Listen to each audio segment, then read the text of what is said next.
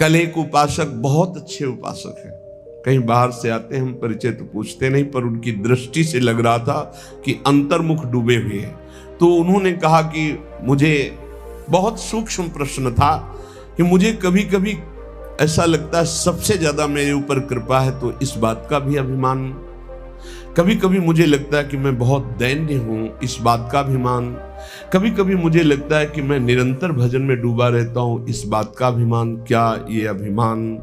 और आपके मुख से सुना है कि अभिमान होने पर भगवान की ऐसी प्रतिकूल लीला होती है, तो मुझे डर लगता है कहीं ऐसा ऑपरेशन न हो जो मैं सह न पाऊं।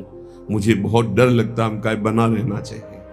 अगर ये डर बना रहेगा तो अन्य कोई अभिमान, यद्यप उनके बहुत पवित्र अभिमान है, कोई निंदनीय अभिमान नहीं है, पवित्र है कि हम पर अपार कृपा भगवान की, हमारे अंदर बहुत दैन्यता है, हम निरंतर भजन में लगे रहते, बहुत पवित्र अभिमान पर है तो ना। अब ये जब तक है तब तक वो रो रहे थे, अश्रु प्रवाह हो रहा था, बहुत अच्छे साधक हैं, बहुत बड़ी कृपा है। तो हम कहा जाओ, जैसे पुण्य वर्णन करने से नष्ट हो जाते हैं, ऐसे आज आपने वर्णन कर दिया, अब आप अंदर से देखना जा करके कि अभिमान ढूंढने पर भी नहीं मिलेगा। आप देखना, इसको खुद आप देख लेना, क्योंकि हमारी लाडली जी के दरबार की एक अद्भुत महिमा है। आप अपनी कमी प्रस्तुत कीजिए, बस वो सुन रहे हैं, वो मुस्कुराहट मात्र से खत्म कर देंगी। तिनकी संगति रहत जाति कुल मद सब नंसई, संत सेवक सदा भजत जे श्री हरिवंशय। तो हमारे ऊपर है तो की कृपा बरस रही है, पर अपने में कोई अच्छापन दिखाई दे, कोई अपने में गुण दिखाई दे, कोई अपने में भजन पद्धति जोर की दिखाई दे, तो अभिमान ना कर लेना, नहीं तो ऑपरेशन बहुत विचित्र होता है ठाकुर का ऑपरेशन। फिर वो ऐसी अपमान की लीला करेंगे कि शायद है कि अगर बहुत समय से भजन में लगा है तो टिका रहेगा नहीं, अश्रद्धा हो जाएगी। बहुत खतरनाक यंत्र हैं ठाकुर के ऑपरेशन करने के, बहुत। इसलिए अभिमान का परिचय कि मुझे अभिमान हो गया, जब दूसरों को देखकर अपने में श्रेष्ठता का भाव आवे तो जान लेना अभिमान हो गया है। जब दूसरों में दोष दर्शन होने लगे तो अपने में गुणाभिमान हुए बिना दोष दर्शन नहीं होता। इसलिए यहां कह रहे भगवान की हेतुकी कृपा हमारे ऊपर है, पर अपने में कोई अच्छापन दिखाई दे, अपने में कोई गुण दिखाई दे, अपने में कोई भजन भाव ज्यादा दिखाई दे, तो भगवान से प्रार्थना करते रहना कि प्रभु अभिमान ना होने पावे, नाथ बचा लो, ये अभिमान ना होने पावे। नहीं तो जहां अभिमान हुआ तो फिर प्रतिकूलता की लीला होगी, और प्रभु अच्छे कांपते उनकी प्रतिकूलता की लीला की। बड़ी प्रतिकूलता की विचित्र लीला है, वही सहावे तो सह जाए, नहीं तो बातें बनाना अलग बात है। बातें बनाना, जब वो लीला विहारी लीला करते तो सबसे पहली बात होती कि बुद्धि से बात खत्म हो जाती कि परीक्षा ले रहे हैं, बिल्कुल सत्य घटना लगती है, और सत्य लगने के कारण फिर वो जो ऑपरेशन तो बेहोश होके ही होता है ना, तो भगवान भी बेहोश कर देते हैं, ये होश ही नहीं रहता कि मेरी परीक्षा हो रही, और वो सत्य घटना सी लगती है, फिर उसमें फंस जाता है। तो भगवान फिर ऐसी स्थिति में जब डालते तब वो देखता है आसपास कोई नहीं और मेरे में कोई दम नहीं, तो जहां पुकारा हे हरि, अब हमारा केवल यहां से निस्तार आपके द्वारा ही होगा। तो बोल रहे हाँ ठीक है, ये हमने रचना इसीलिए रची थी, कीन हो इस कबों अभिमाना, सुख हो वंचा कृपा निधाना। चलो फिर उठो, चलो भगवत मार्ग में दौड़ो आगे। तो अगर अभिमान आ जाएगा तो प्यारे फिर आपको एक बार लड़खड़ाना पड़ेगा, गिरना पड़ेगा। अपने में अच्छाई, भजनानंदी, त्याग या किसी भी तरह का गुण भाव दिखाई दे तो तत्काल भगवान से प्रार्थना करो, प्रभु देखो अभिमान आ रहा है, मुझे इससे बचा लो। सम्मान की चाह भगवत प्राप्ति में बहुत बाधक है, और ये बड़ी सूक्ष्मता से बड़े ऊंचे ऊंचे साधकों में भी रहती है। ये बहुत विचित्र बात है। सम्मान की चाह बड़े ऊंचे ऊंचे साधकों में रहती, बड़ी कृपा हो जाए तो इस सम्मान का भाव नष्ट हो जाए, नहीं तो ये बहुत सूक्ष्म रहता है। यही है सम्मान रूपी जहर का नशा चढ़ रहा है, जहर चढ़ रहा है, ये भगवत प्राप्ति में बहुत बाधक है। और जब भगवत प्राप्त हो जाता है, इस कोटि का सम्मान मिलता है, तो उसको सब भगवान की लीला, वो इस पर कोई भी महत्व तो नहीं होता। चाहे कोई गाली दे तो बुरा नहीं, और कोई प्रणाम नमस्कार करके प्रशंसा करे तो कोई भला नहीं। वो एक अलौकिक स्थिति होती है। भगवान के नाम पर अपने व्यक्तित्व की पूजा कराना,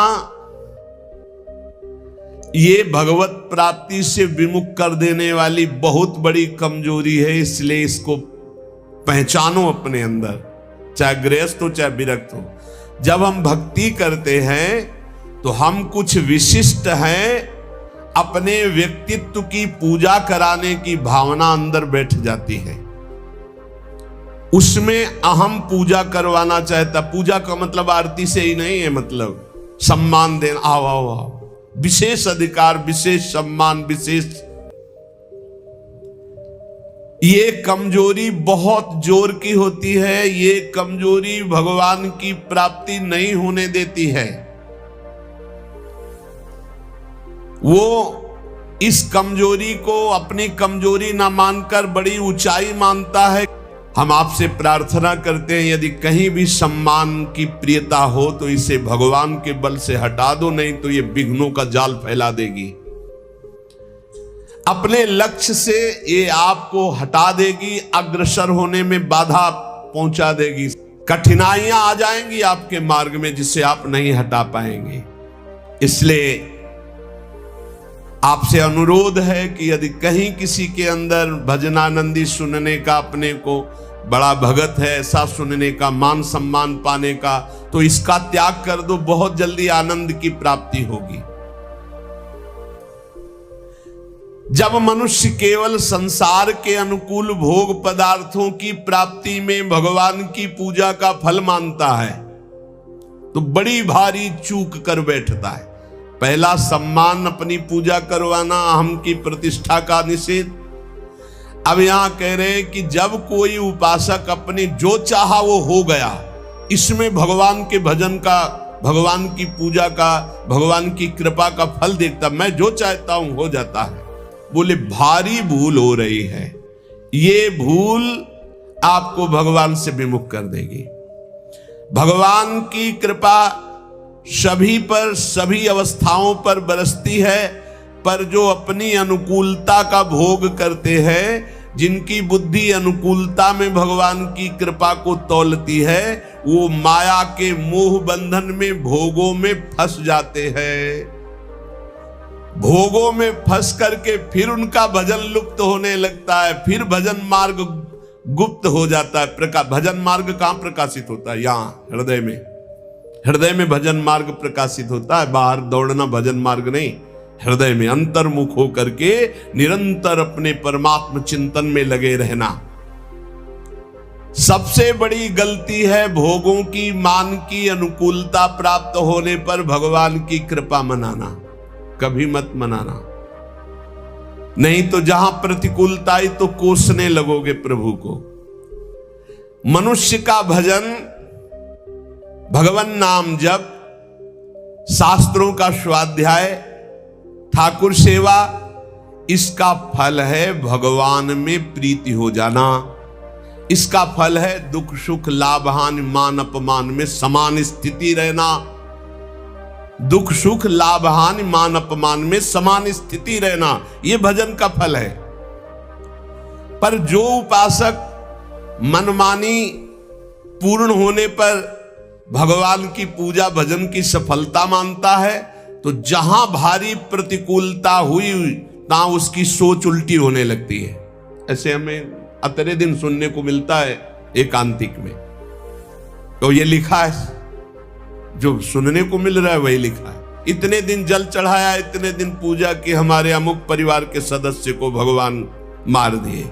क्या चला जाता उनका अगर वो ऐसा ना करते तो? जो पहले कृपा भगवान की थी अब वो नहीं रही। वो क्षोभ कर बैठेगा, वो भगवान के मंगल विधान में अन्याय मान लेगा। यहां तक कि फिर उसके हृदय में ऐसी नास्तिकता आ जाएगी कि बिल्कुल सत्य ऐसा ही है, कितने लोगों के भाव बिगड़ जाते हैं ऐसे, जो इनको सही सत्संग नहीं मिला, जो सही भजन में नहीं लगे, उनको यूं कह करके वो भगवान के मार्ग से भ्रष्ट हो जाते हैं। इसलिए हमारी कामनाओं की पूर्ति हो तो भगवत कृपा, ये मानना छोड़ दो। मनुष्य को सफलता मिलती है शुभ कर्म से, और असफलता मिलती है अशुभ कर्म पाप से, और भजन से बल मिलता सफलता असफलता में समान रहना। ये बात समझो, भजन का फल क्या है? भजन का फल सफलता नहीं है, जो चाहे वो मिल गया ऐसा नहीं है। भजन का फल है सुख दुखे समय कृत्वा लाभा लाभौ जया जयो। जय और पराजय में, हानि और लाभ में, सुख और दुख में समान भाव रखना, ये भजन का फल है। सुख मिलना शुभ कर्म का फल है, दुख मिलना अशुभ कर्म का फल है, और सुख दुख में समान स्थिति रखना, ये भजन का फल है, ये भगवत कृपा का फल है।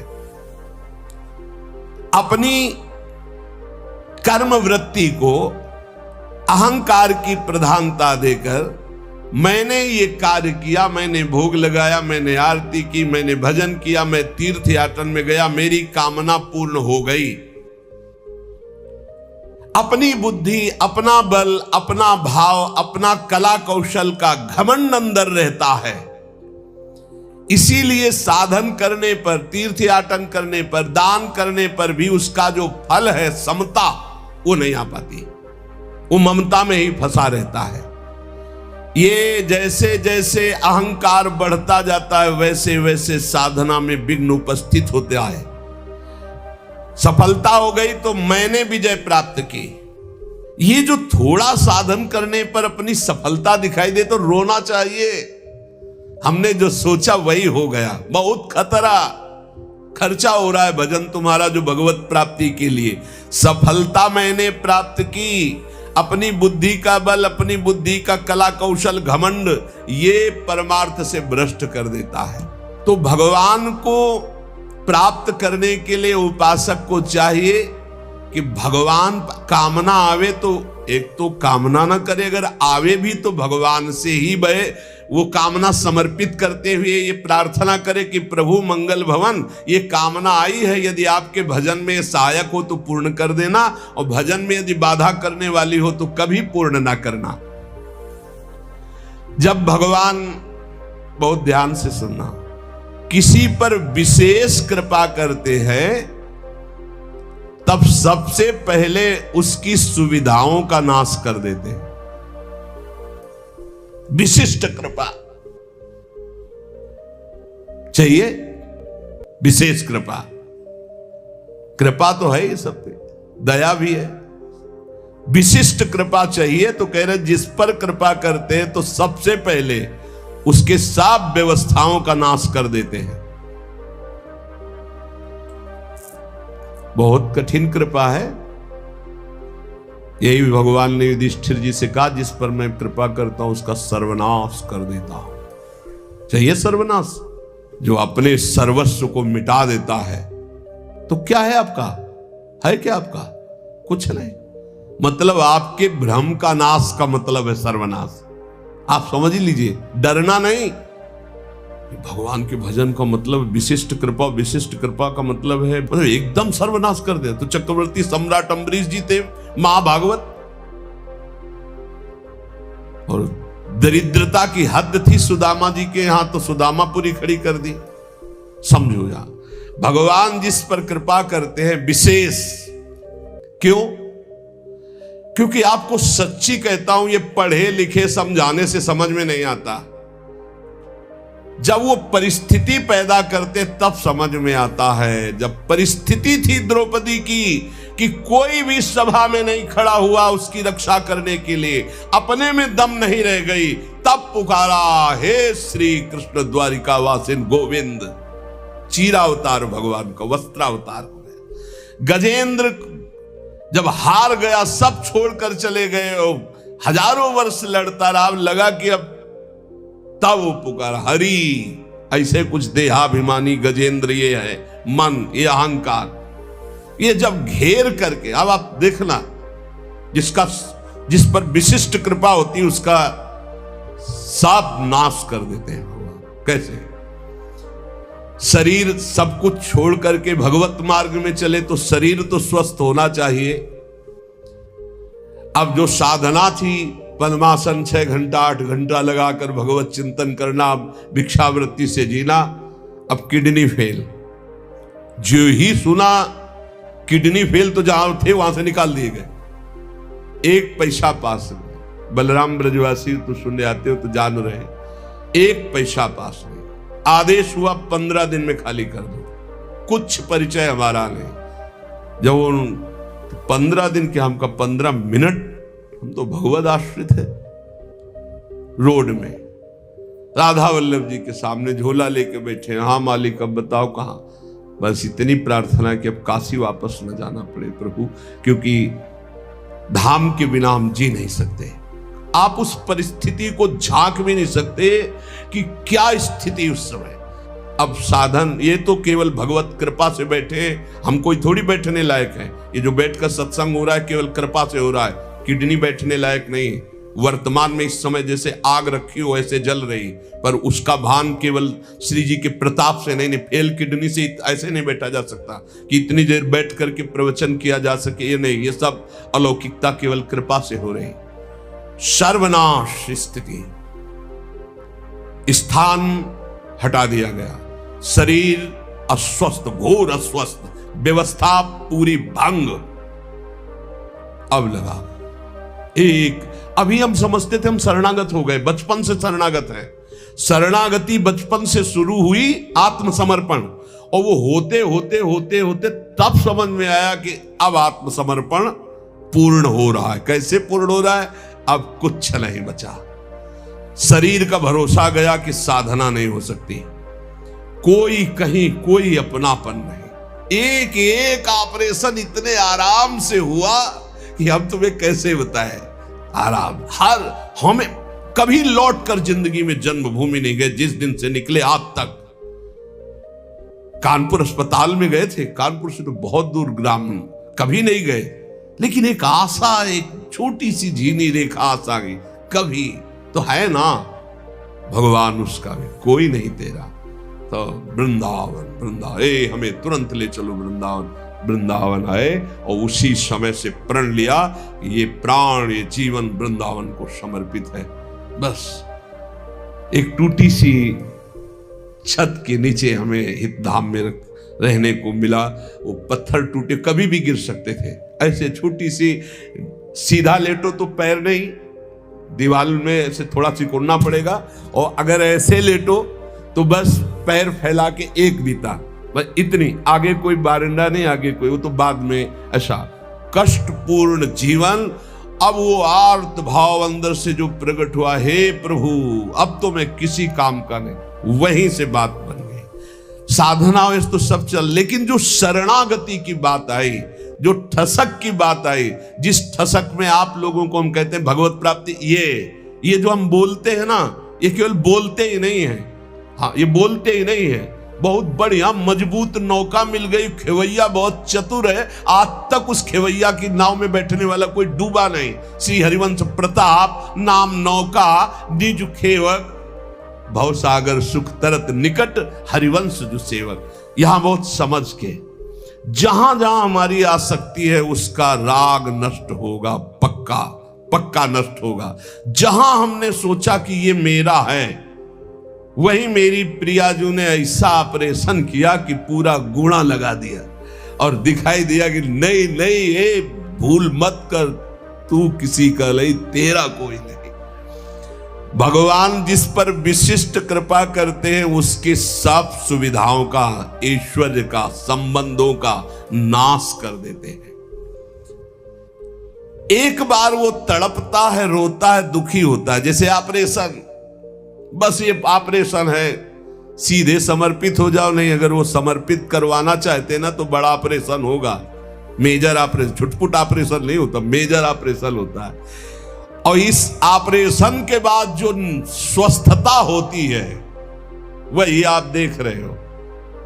जो ऑपरेशन हुआ ना, उसकी जो हमारी रोग निवृत्ति हुई, अहम की स्वस्थता जो देख रहे हो वही है। ये जो कुछ देख रहे हो ये वही स्वस्थता है।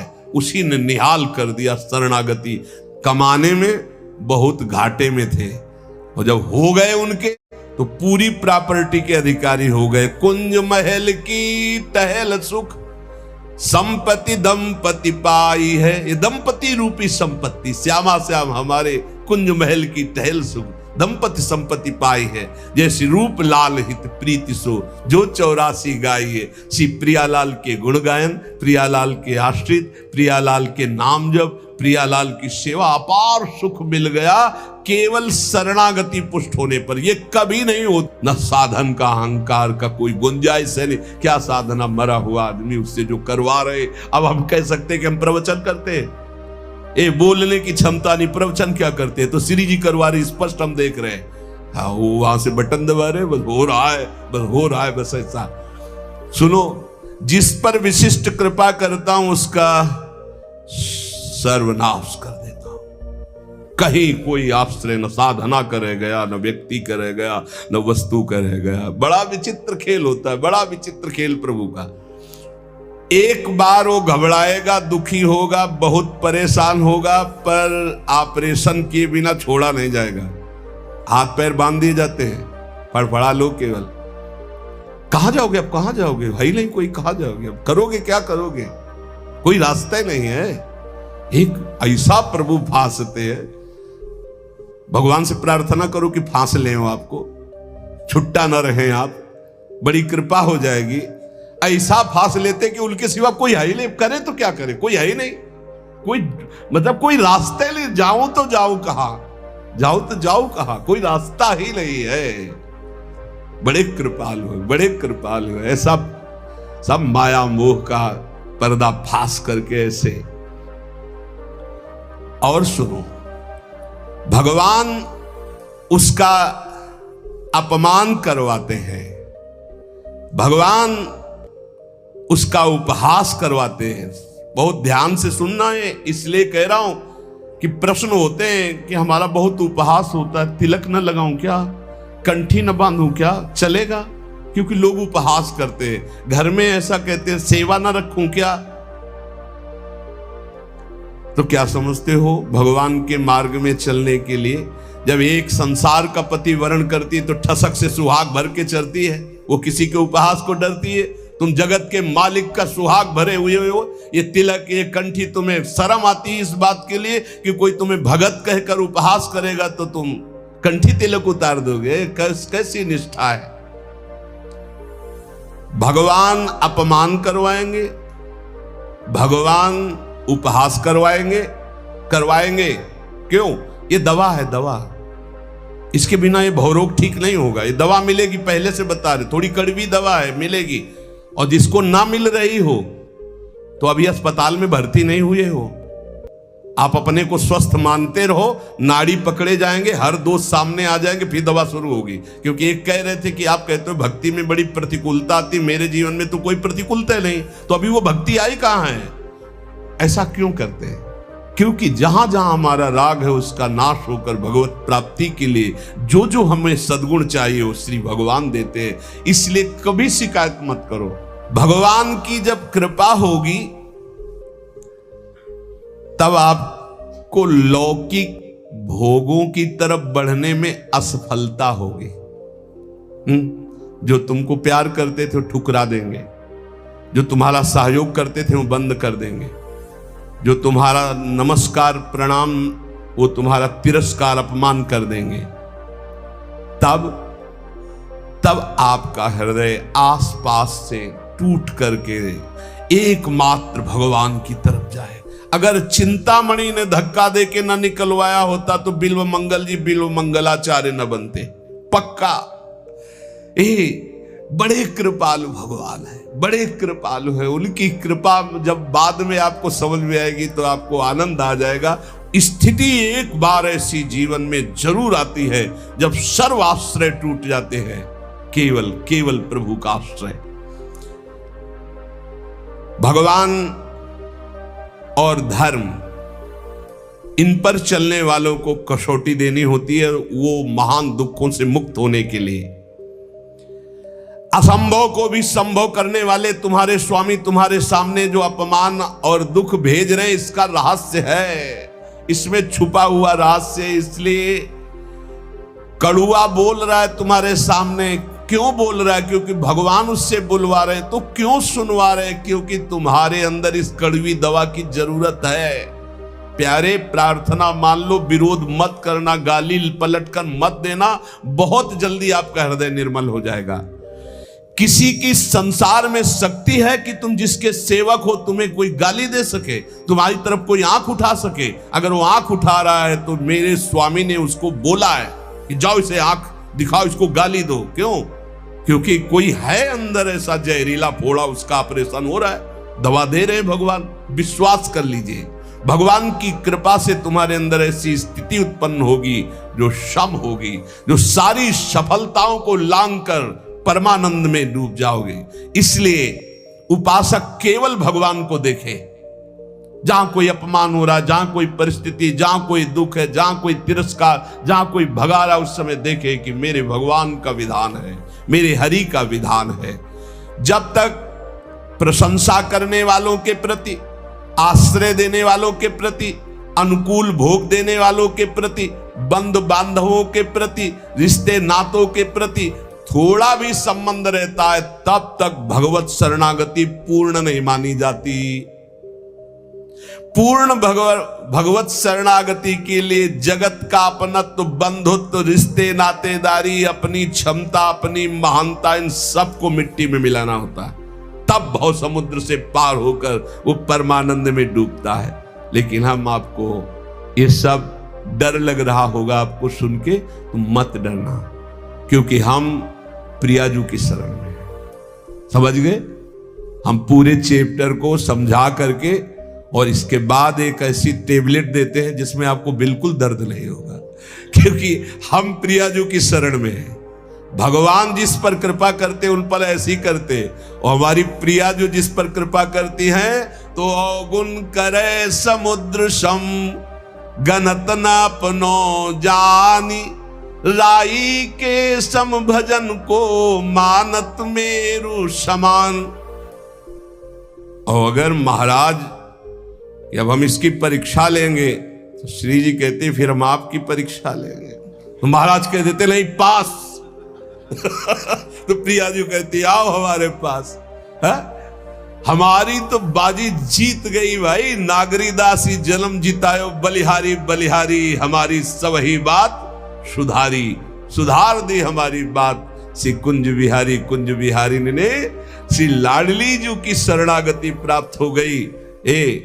यहां लाडली जी की शरणागति में परीक्षा नहीं होती। एक आपको अंदर की बात बता देते हैं, यहां इतनी अलबेली सरकार है, बस पास ही पास करती जाती है। परीक्षा ने कहूं न रिस कहूं, भूल हूं न हो सकी, रहत प्रसन्न सदा ही मुख हास्य। ये बस नाम चलाते रहना। श्री हरिवंश नाम सब सिद्ध सवै रसिक, बिलसे नौ निध्य भुगतै, देहि न जाचहि, पोषण भरन न चिंत कराई, श्री हरिवंश विभो बिलसाई, श्री वृंदावन के माधुरी। मेरी महारानी जो जिनके अधीन श्री हरि है, उनका स्वभाव है, वो न परीक्षा लेती हैं और न वो रोष करती। कहीं आपको प्रमाण नहीं मिलेगा। परीक्षा नहीं लेती और रोष नहीं करती और भूखा नहीं रहने देती, और कभी भी किसी भी परिस्थिति में घबराहट नहीं आने देती। वो एक अलौकिक आनंद, एक अलौकिक समर्पण, एक अलौकिक, हमारा समर्पण क्या, उनका समर्पण, वो कितना समर्पित है। इसीलिए हम कहते हैं कि हमारी तो जीवन की बाजी जीत गई। नहीं, महाराज ऐसी ऐसी जिस पर मैं प्रसन्न होता हूं उसका सर्व, ये समझना बहुत कठिन है भाई, बहुत कठिन है। और महारानी जो हर समय प्रसन्न ही रहती, जिस पर मैं प्रसन्न होता हूं, जिस पर मैं कृपा दृष्टि करता हूं, और हमारी श्री जी कृपालुता, दयालुता, करुणा की समुद्र है। कभी भी कैसे पापी क्यों न हो, हरिवंश नाम जो ले, अलख लड़ेती रीझ के महल खवासी दे। ए भाई, इसीलिए राधा राधा राधा राधा राधा ये पिता है, ये कभी भी चपत लगा सकते हैं। लेकिन अगर माता के आंचल में छुप गए तो वो ऐसे करके फिर ऐसे जब देखती है तो पिताजी भी मुस्कुरा के वापस हो जाते हैं। ये होता है ना, अनंत माताओं का वात्सल्य हमारी प्रियाजू में है। जो लालजू कहते बहुत ही उद्दंड है, गीता में समझाया, भागवत में समझाया, समझता ही नहीं है, संत गुरु वाक्यों से समझाया फिर भी नहीं समझ रहा, अब इसको दंड देना पड़ेगा। तो श्री जी कहती है अच्छा ये राधा राधा कहता मेरी शरण में फिर भी वो अनुलिख्या अनंतान तदपराधान मदपति, रजिस्टर फाड़ दो इसका, रजिस्टर फाड़ दो इसका, रजिस्टर नहीं रहना चाहिए क्योंकि ये श्री जी का शरणागत